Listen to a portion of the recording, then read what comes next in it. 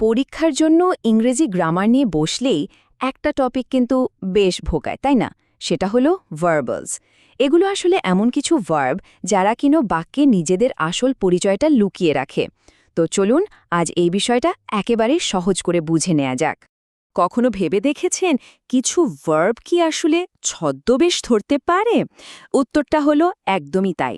ইংরেজিতে এমন ৩টা কমন ইম্পোস্টার ভার্ব আছে যারা দেখতে একটা কিন্তু কাজ করে আরেকটা। চলুন তো আজ এদের মুখোশটা খুলে ফেলা যাক। আজকের এই আলোচনায় আমরা কি দেখব? প্রথমে তো ভার্বালসের রহস্যটা কি সেটা বুঝব।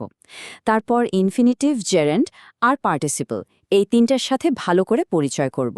আর হ্যাঁ, একদম শেষে থাকছে পরীক্ষার জন্য একটা কুইক রিভিশন।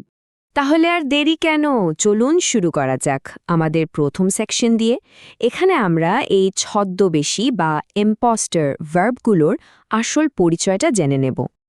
আচ্ছা, এই ভার্বাল জিনিসটা আসলে কি? খুব সহজ করে বললে ভার্বাল হলো এমন একটা শব্দ যেটা তৈরি হয় ভার্ব থেকে, কিন্তু বাক্যে সে আর ভার্বের কাজটা করে না, বরং সে নাউন, অ্যাডজেক্টিভ বা অ্যাডভার্বের মতো কাজ করে। মানে এক কথায় এটা হলো ভার্বের একটা ছদ্মবেশী রূপ। আমাদের লিস্টের প্রথম ছদ্মবেশী ভার্বটা হলো ইনফিনিটিভ, আর একে চেনা কিন্তু খুবই সোজা। এর সবচেয়ে বড় ক্লু হলো এর সাথে থাকা টু শব্দটা। তাহলে ইনফিনিটিভ কি? এটা হলো ভার্বের একদম বেসিক বা মূল রূপটা, যার ঠিক আগে সাধারণত টু বসে। আর মজার ব্যাপার হলো এটা একটা বাক্যের নাউন, অ্যাডজেক্টিভ বা অ্যাডভার্ব যে কোনোটার কাজই করতে পারে। ভাবা যায় কি ভীষণ ভার্সেটাইল। এবার পরীক্ষার জন্য একটা দারুণ টিপস দিই। খেয়াল করে দেখবেন বাংলা ক্রিয়াপদের শেষে যদি তে থাকে তাহলে ইংরেজিতে অনুবাদ করার সময় প্রায়ই ইনফিনিটিভ ব্যবহার করতে হয়, মানে টু প্লাস ভার্ব। এই ছোট্ট কৌশলটা মনে রাখলে কিন্তু অনুবাদ করাটা অনেক সহজ হয়ে যাবে। এই স্লাইডের উদাহরণগুলো একটু দেখুন তো। আমি একটা চিঠি লিখতে চাই। এখানে লিখতে এর জন্য ইংরেজিতে কি ব্যবহার হলো? To write. ঠিক একইভাবে কিনতে হয়ে গেল টু বাই, আর দেখা করতে হলো টু মিট। দেখলেন তো, তে থাকলে টু ব্যবহার করার নিয়মটা আসলে কতটা সহজ। চলুন এবার একটা ছোট্ট প্র্যাকটিস হয়ে যাক। এই বাক্যটা দেখুন, সত্য কথা বলা বড় গুণ। আচ্ছা, এর সঠিক ইংরেজি অনুবাদ কি হতে পারে একটু ভাবুন তো। সঠিক উত্তরটা হলো to speak the truth is a great virtue. এখানে একটা জিনিস খেয়াল করুন, টু স্পিক এই ইনফিনিটিভটা কিন্তু এখানে বাক্যের সাবজেক্ট বা কর্তা হিসেবে কাজ করছে, আর আমরা জানি সাবজেক্ট হওয়াটা নাউনের কাজ। বেশ, ইনফিনিটিভ তো বোঝা গেল। চলুন এবার আমাদের দ্বিতীয় ছদ্মবেশী ভার্বের কাছে যাওয়া যাক।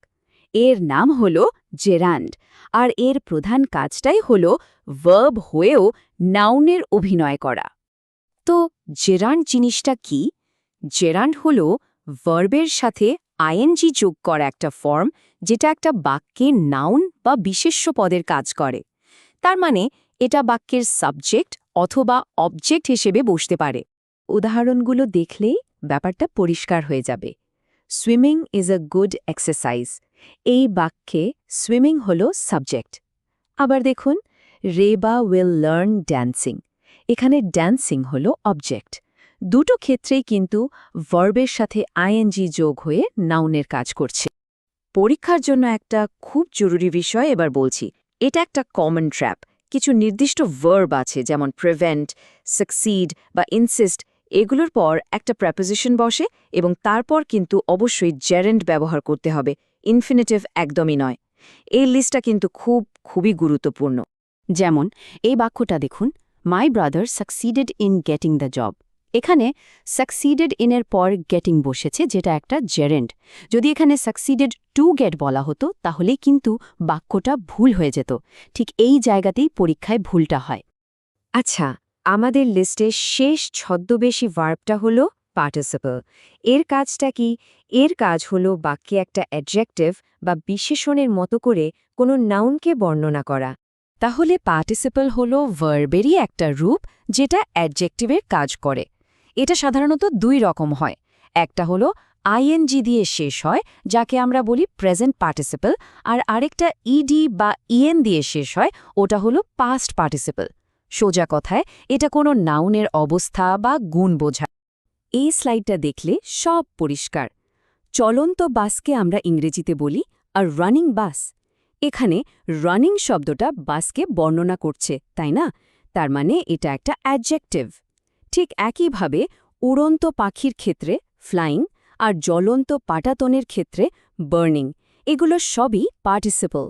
তো আমরা 3টে ভার্বালি দেখে নিলাম। চলুন এবার পরীক্ষার জন্য সবকিছু চট করে একবার রিভাইজ করে ফেলি। এটাকে একটা ফাইনাল চিট শিটও ভাবতে পারেন। তাহলে একদম মূল কথাটা কি দাঁড়ালো? ইনফিনিটিভ হলো টু প্লাস ভার্ব, যেটা নাউন, অ্যাডজেক্টিভ বা অ্যাডভার্বের কাজ করে।